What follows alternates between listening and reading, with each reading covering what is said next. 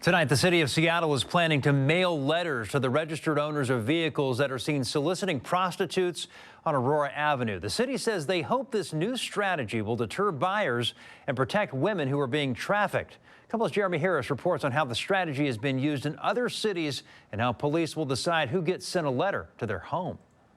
It's the main road that divides North Seattle, and it's at the center of the divisive issue of prostitution and many attempts by the city to get a handle on the open solicitation that goes on here. Now, Seattle plans to send these letters to the registered owners of vehicles seen picking up prostitutes. Will this replace arrests? Not at all. Natalie Walton Anderson is the chief of public safety for Seattle Mayor Bruce Harrell. And the goal here is realistically to deter and to interrupt the demand that exists out there. Seattle's not the first city to try this approach. In fact, they worked with officials in San Francisco who did something very similar and said it did help deter some of the sex buyers. Also, up here on Aurora Avenue, there's a private group that records license plates of cars that are seen patronizing prostitutes. Then they post the license plate numbers online. The letters tell the car's owner that their vehicle was spotted by a Seattle police detective engaging in suspected prostitution.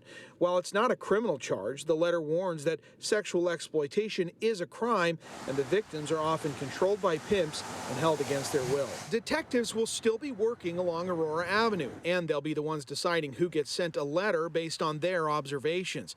Criminal enforcement of prosecution crimes can be labor intensive and require police to use undercover officers to pose as sex workers.